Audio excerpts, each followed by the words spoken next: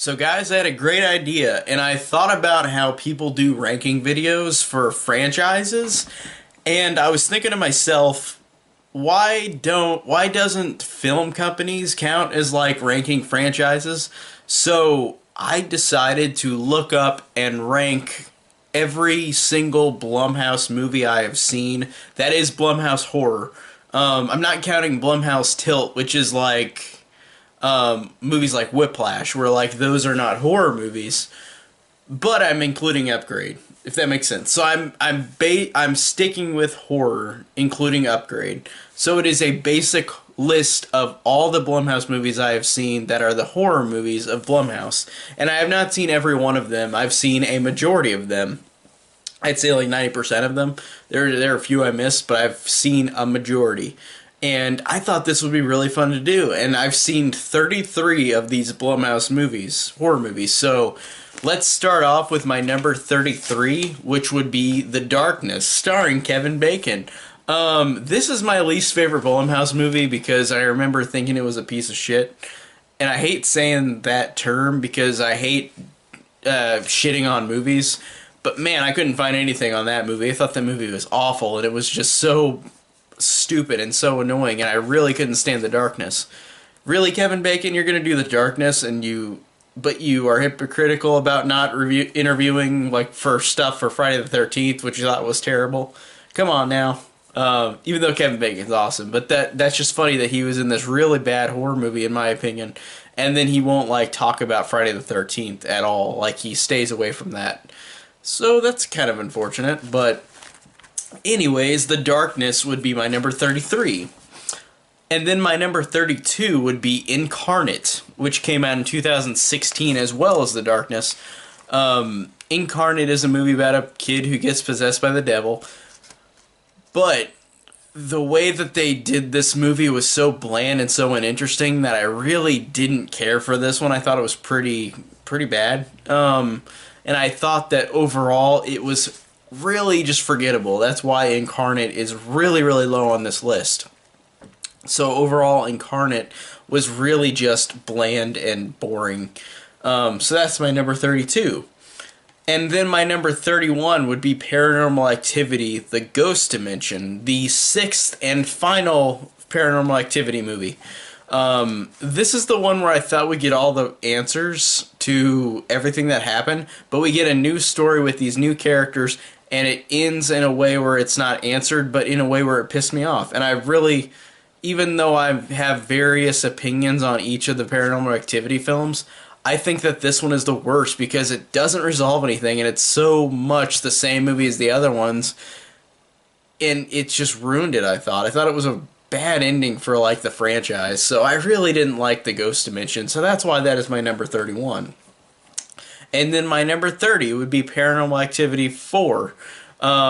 This one has some okay things about it, but this one honestly was pretty forgettable because it's, again, about this new group of people. Like, the first three movies were about Katie and her sister. And in this one, it's about this new group of characters, like 4, 5, and 6 did. But honestly, it just falls into the forgettable category. That's why it's really low. It's very forgettable. So that's my number 30. And then my number 29, again, another Paranormal Activity movie, is Paranormal Activity 3, the one about Katie and her sister as kids. Now, this one I think is more unique than like in terms of like watching these movies in order. I feel like this one is a cool one because it's a prequel. And I like that they use that advantage to use the 80s with the demon like being there, and I thought that was pretty cool. But I thought, again, this one was just forgettable. Like, a lot of these Paranormal Activity sequels to me can be pretty forgettable. Like, that's why they're so low. That's why I have 3 in a row that are really low on this list. So Paranormal Activity 3, while I liked it being in the 80s and having a prequel to the other movies, I thought that was cool. It just kind of fell flat, again, like the other two that I just mentioned. So that's my number 29. And my number 28 would be The Purge, Election Year. Now, this movie is alright. Like, it's not like the worst thing ever, but it's just, it falls into that category of, again, like the Paranormal Activity movies I mentioned. It was the third time, the third film, and I felt like it just got really stale. Except for stupid ass shit in the movie that I laughed at, like that one girl who has a pimped out car with Christmas lights on it, with her boobs hanging out, and covered in blood, wearing like a prom dress, and saying to this guy, "Where's my fucking candy bar?" Like, that was hilarious and how stupid it was. But that's the only thing that I remember from this movie. Like, I remember that it's election year. The old white guys are trying to get them not to stop the purge. They want the purge to keep going because it's thriving. And that's all I really remember about this one. Frank Grillo was in this one again, and that's cool, but I liked Anarchy more. So this one was just kind of forgettable. Like, it had some fun, dumb, silly moments, but that's why it's my number 28. And then my number 27 would be Ouija from 2014. Based on the board game, the first Ouija movie, the one that got scathing reviews. And I get every single reason why this movie got scathing reviews. I understand why people thought it was dog shit. Like, I understand that. I don't think it's dog shit. I think it's just so bland and so just by the numbers horror. But I liked Olivia Cooke a lot in this movie. I thought she was good, and I thought that these characters, while being bland, I thought did have fine performances from all the characters. So I did enjoy parts of Ouija, even though it's literally just by the numbers horror. Like, there's nothing different about this one in terms of any other possession movies. They just use a Ouija board, but that doesn't even matter in the movie. So that's why the 2014 Ouija is my number 27. And then my number 26 is another Paranormal Activity movie. And it makes me look like I really hate these movies, but I don't hate any of them. I just think that they're really forgettable, like these sequels. But my number 26 would be Paranormal Activity, The Ghost Dimension. Or not The Ghost Dimension, the marked ones. My bad. Paranormal Activity, the marked ones. Now, this one I thought was more of a... Like, I thought it was pretty creepy overall, and I thought... Honestly, the ending of this movie was badass. Like, I really love the ending of the marked ones. And the characters are fine, but again, it just falls into that forgettable category. Like, all of these sequels to me are just pretty forgettable in the Paranormal Activity franchise. Even though the ending to this was awesome. The ending was great in the marked ones, but the rest of the movie was just forgettable to me. I really didn't care. So that's why it's my number 26. And my number 25 would be Unfriended, which is a really cool idea. I really like this premise. I think that overall, I don't really like these characters, but I like the idea of it. So that's why I'm kind of just mixed on it. Like, I don't hate it. At first watch, I hated it, but then after a while, it grew on me. Like, I didn't hate it after all. I just thought that I was overreacting at first, and now I don't love it, but I don't hate it. I'm just in between. Like, it's a cool idea, but these characters suck. But, like, I like the idea of the movie. Like, the movie's pretty cool. And it's been used in other movies, like Searching, where it's literally on a computer screen the whole movie, which is interesting, but still, it's just kind of forgettable, besides the cool premise. And my number 24 would be Amityville: The Awakening. Amityville: The Awakening, I haven't seen all of the Amityville sequels. I've seen the first 3 movies and the remake. That's the only... Or I've seen the first 4 movies and the remake. And that's all I've seen of the Amityville films, including The Awakening as well. And The Awakening, starring Bella Thorne, funny enough, is, to me, it's totally average, serviceable. Like, it's got, like, some cool ideas to it. Like, I like the idea of this paralyzed kid becoming like possessed in the house, even though it's been done in other movies. But I think that's really cool in this one, and I didn't mind these characters. Like, they were totally fine. And it does a weird meta thing where, like, this movie is not in the same universe as the other Amityville movies, because they literally, one of the characters in the movie literally brings up the DVD of the Amityville Horror and says, "Hey, let's watch this. This is what happened in your house." So it has that self-awareness, but which isn't amazing, but it makes it more stand out, I guess. So Amityville: The Awakening has some cool ideas, but it's just, again, I'm just kind of mixed on it. Like, it's not bad, but it's not like great either. It's just an average, and that's what I'm going to say about a lot of these movies in the next couple of numbers in the ranking. And then my number 23 would be The Purge. The Purge movie that came out first. I don't want to say the first Purge because you're going to think it's the new one, but no. The Purge that came out in 2013 is a forgettable, like, it's a forgettable home invasion thriller. But again, like Unfriended, I like this premise. I like this idea of whenever this movie came out, this was the first one, and whenever we saw this, the idea was cool, but they confined it to them just being in the house, and like it's a home invasion movie that's just bland.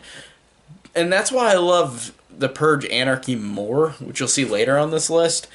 But it's weird because this one could have done more, and they do more with the sequels, whether I like them or not. Election Year did a lot more too, even though I don't like it as much. But this first one was a bland home invasion thriller based around a cool idea outside of the house. They could have gone outside into the world, but they didn't until the sequel. So this one's totally fine. Like, it's just kind of forgettable. Again, cool premise, but they don't use it until the sequels. But it's just forgettable. And then my number 22 would be Sinister 2. Now, Sinister 2, a lot of people shat on, and I actually did enjoy this one a little more than people did. Like, I really liked these characters, and I liked the creepiness of it. It kept the creepiness of the first one. Not as well, but it did a cool job of the creepiness.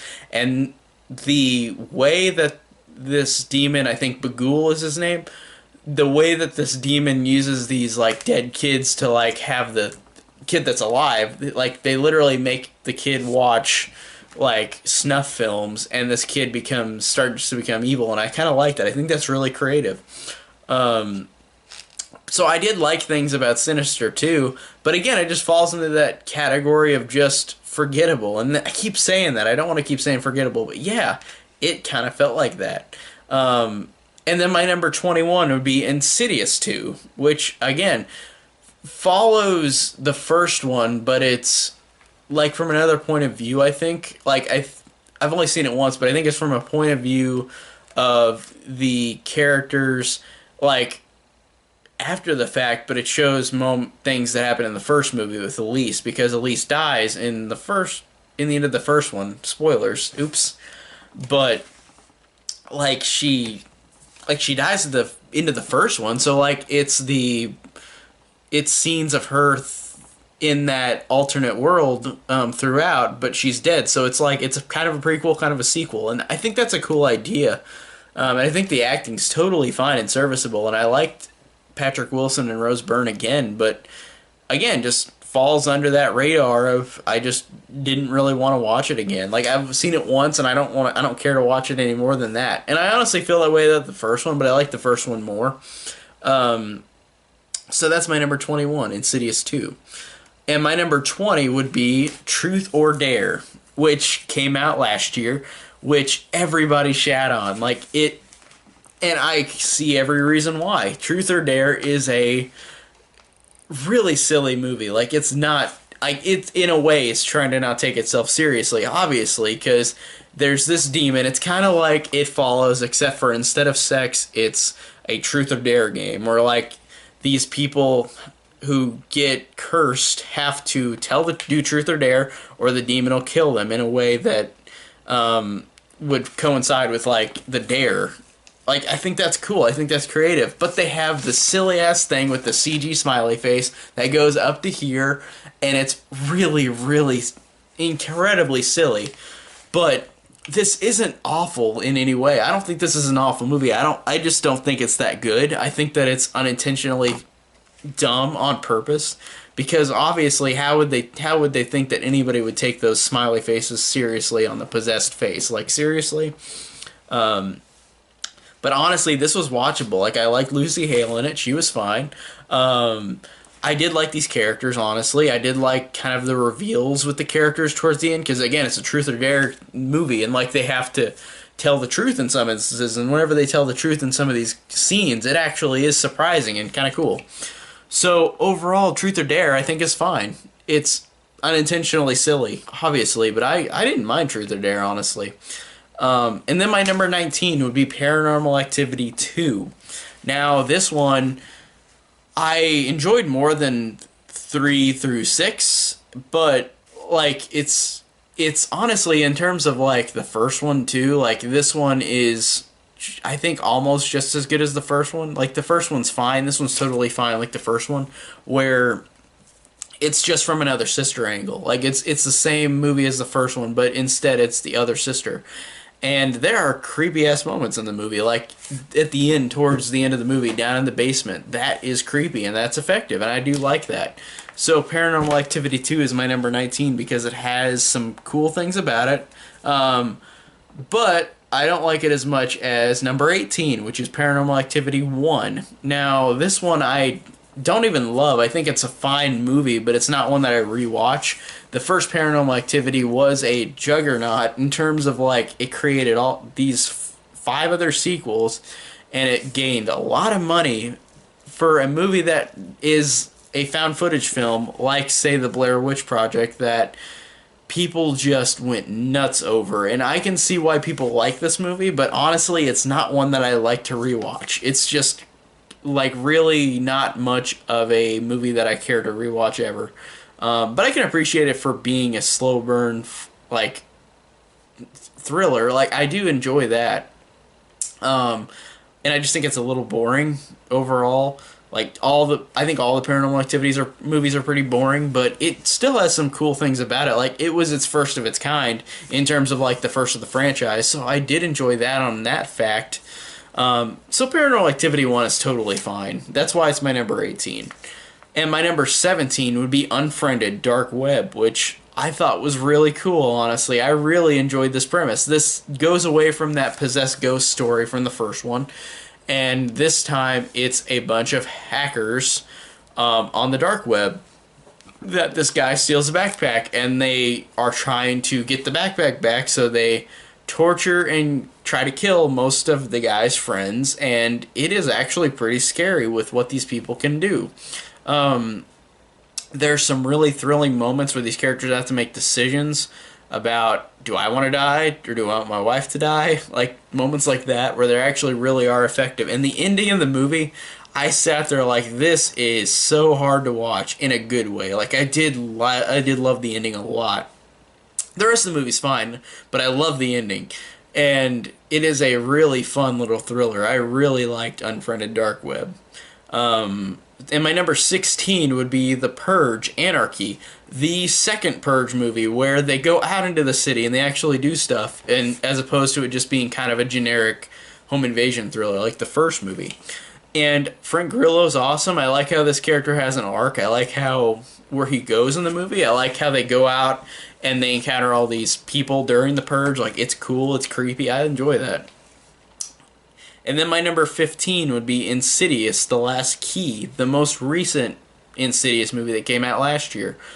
Now, this one, it really is mostly due to the fact that Lin Shaye is really great in this movie, and honestly, like, she's got this arc that isn't a horror movie arc. It's like this character who goes back to her old town, encounters family, encounters friends, and you can see the sadness in this character, and it actually is really well done, and Lin Shaye's performance is great.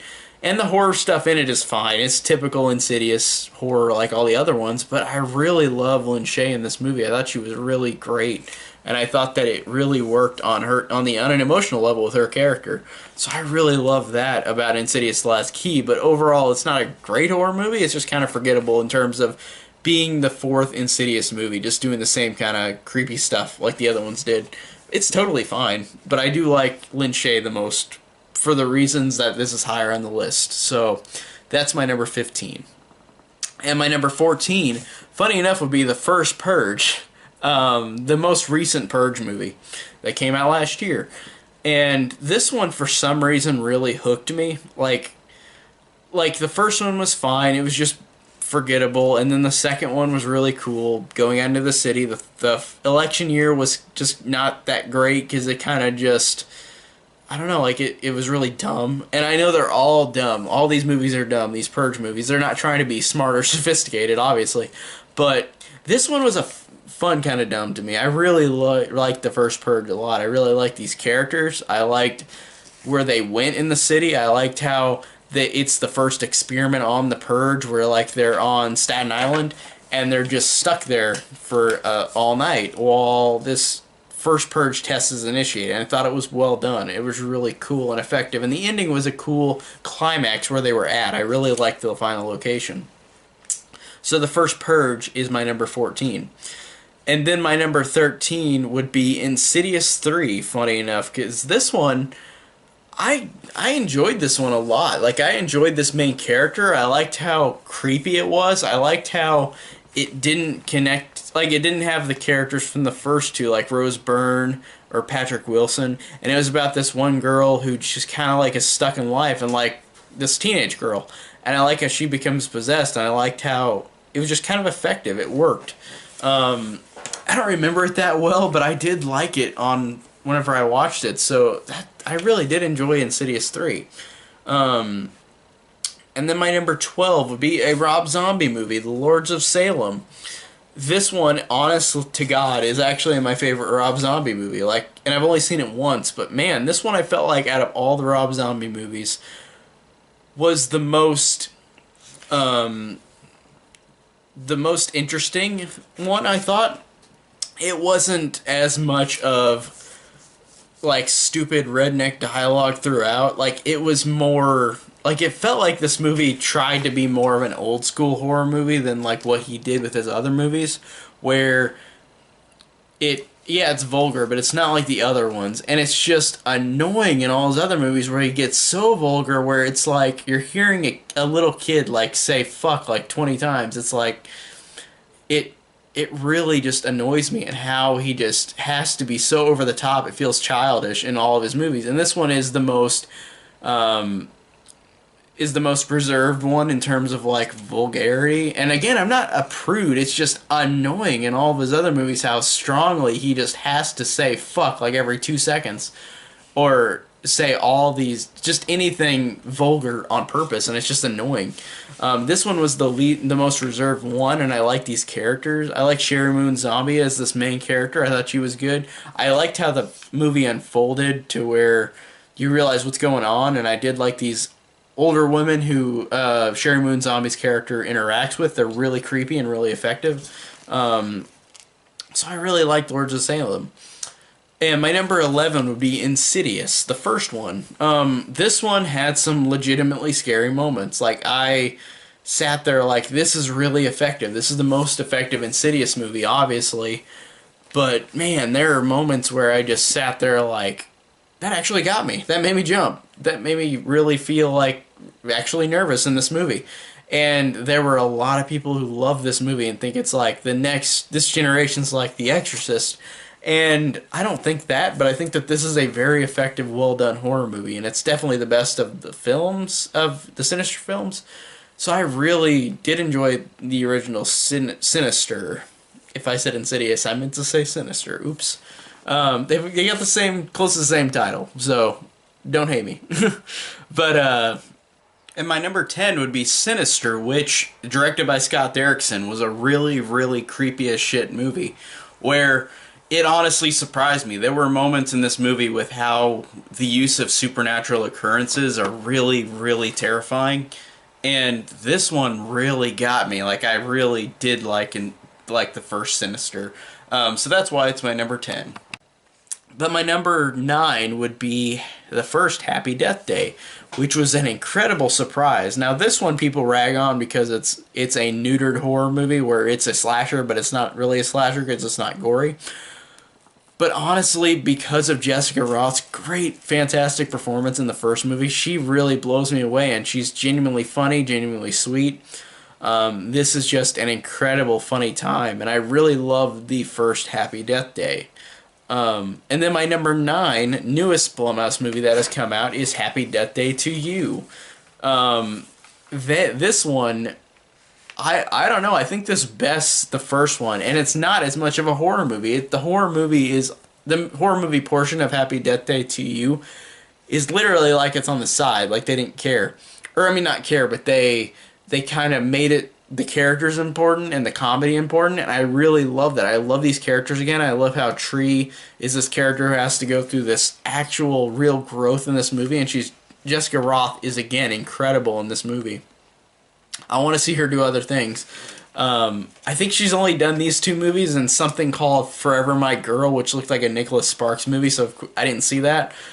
But Jessica Roth, I don't think she's been in many other things, and it's a shame because she is a damn good actress in these movies, and she really gives her heart and soul into these performances in these two movies. And again, Happy Death Day to You is just a fun movie, just like the first one, but I love the emotion and the comedy more than the first one. So that's why it's my number 8. And then my number 7 would be Glass, the last most recent Blumhouse movie. The final conclusion to Split and Unbreakable, starring the big three, Bruce Willis, Samuel L. Jackson, and James McAvoy, all together, duking it out. I really did like this movie a lot, and at first I was put off by the ending, and then after I thought about it, I'm like, no, that was actually a well done ending. I really did enjoy how different and unique it was. So I like how this movie over time has changed a little bit in my thoughts. Like when I first watched it, I was like, oh, I didn't really like the ending, but then that night I was thinking over and over like, no, that's creative and inventive that they did it this way. It makes total sense. It makes total sense that this is the final chapter of these characters. And performances are great, incredible. Like James McAvoy, again, is incredible. Bruce Willis is good. Samuel L. Jackson's good. All these other side characters are great, and I really love this movie. It was a really great and a really surprising ending that a lot of people ragged on because it didn't do the typical thing that you expected, and the ending was so unexpected that I loved that. And it's M. Night Shyamalan doing the thing he does. He makes something different and unique, whether it's good or not, in all of his movies. So that's why Glass is my number 7. I think it's a great movie. And then number 6, the one movie that is not technically a horror movie, Upgrade. This blew me away in theaters, and I've only seen it once, but man, this was incredible. I thought that everything about this movie, the self-referential kind of humor, the gore, the action, this character is really incredible, and I really love how this movie by the end turns you on its head, where like you kind of knew it was going to happen, but by the end it blew me away and just gave me that ultimate ending, one of those ultimate endings where you just sit there like, this is perfect, like that ending is perfect. And the whole movie is great, it's funny, it's action packed, the characters are awesome, the gore is awesome. The work they put into action sequences in this as well are great. So Upgrade is a fantastic movie, and I don't want to say much about it because a lot of people didn't see it. Go out and see it. Go and rent it. It's awesome. Loved Upgrade. Now, my number 5 would be Ouija Origin of Evil. This one blew me the fuck away. Like, I love this movie. I think this is one of the best supernatural possession movies I've ever seen. Like, I love this movie. I love everything about it. I love these characters. I love the cinematography. I love the thrills. I love Mike Flanagan and his direction. Mike Flanagan is a fantastic... He's one of the best horror directors working today, and I've seen almost every one of his films. Like, that happened after Hush, and he made a couple before that I did not see, like Absentia, I think, and I have not seen that.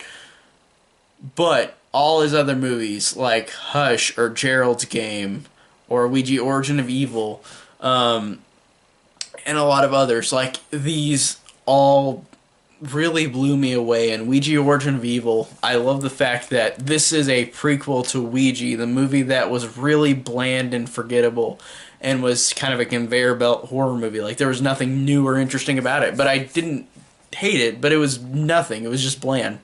And this one they made, and it blew me away in how he made it feel like it was very 70s, even though it's got CGI. It was very 70s, and these characters are great. They've got great arcs. I really loved everything about it. It just blew me away at how great this movie was. So that's why it's my number 5. It is way up there. This is a fantastic movie. Love Ouija Origin of Evil. And then my number 4 would be Split. James McAvoy's best performance I think that I've seen him ever do. And I haven't seen all his movies, but I do love like this in Glass. Like his performance is incredible as this character who has 23 different personalities. The way he has to emote all of these personalities is different and unique, and he just is incredible. And he got, of course, no fucking recognition from anybody in terms of Oscars or whatever, but like so many people online, so many lovers of film have given him such praise. And I love him in this movie. He's incredible. And this movie is incredible too because of that twist at the end of the movie that it is a sequel to Unbreakable. And the way that this movie is secretly a supervillain origin story in disguise is fantastic. And Anya Taylor-Joy is fantastic as this character Casey, who needs to survive this movie, but you realize she's got so many demons with her as well. And it's truly works great with this character and how she has an arc too, and it really works incredibly well. And it is one of M. Night Shyamalan's best. I love Split. And then my number 3 would be Halloween 2018. This one has problems like every other Halloween sequel, but man, if I didn't say I didn't love this, I'd be lying, because I truly love this movie. I love these characters. I love Jamie Lee Curtis back. I loved the kills. The violence was really effective, and I love how they balanced it between sometimes showing blood, sometimes not, and it harkened to the original film, but then it harkened to the sequels where it showed blood and violence. Like, I love that. I love the ending confrontation. I thought that was incredible. I thought these characters were great. I love how it's a family of Strodes where you have Laurie Strode, and then you have her daughter Karen, and then her granddaughter Allison. And I love how these characters all are exhibiting trauma because of what happened to Laurie, and it affects her daughter, it affects her granddaughter, and I love that. I love how it works generationally. That's incredible. And I've talked about this movie so many times, so that's all I'm going to say about Halloween 2018, but I love it. It's great. And then my number 2 would be Get Out, Jordan Peele's first fully directed movie by himself. I think he directed Keanu with somebody else, I think. Or maybe somebody else directed it and he wrote it. I can't remember. But Jordan Peele, this is his first film that he directed. Now, holy fuck. Like, this one, I love the fact that this is a movie that's scary and effective and really, really funny. And I love the fact that, again, obviously because I am not a black male, I love the fact that whether you are black or white, it doesn't matter. I love the fact that you look at this movie and it shows how scary it is to be a black person and with a group of white people. And it's bad to say that. It's bad the way I'm talking about it. It sounds bad. But I love that sense of how they angle that. It really works really well. And these characters are really great, and I love I love the twist. I love how Jordan Peele doesn't give you really any like hope for this character who goes and meets his white girlfriend's family and then chaos ensues. I really love that this movie doesn't do that, and I love how it's so funny as well. I love all the humor, I love all the thrills, I love how much of a mystery it is, and whenever it gets to the resolution, like, it works very well. It's really cool, even though it's been done before, but it's got a cool twist to it.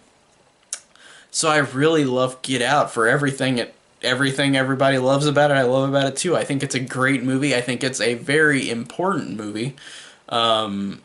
And it really works just incredibly well. I really love Get Out. And then my number 1, this was hard to choose between Get Out and this one, but my number 1 would be The Gift, starring Joel Edgerton, directed by Joel Edgerton, which, he is an incredible director. Like, I just did not understand that or realize that this guy would be that incredible of a director. He also just directed Boy Erased, too, which I want to see because of how fantastic he did in this movie, directing this movie. And he directed something else that I think I've seen and I think I loved, but I can't remember.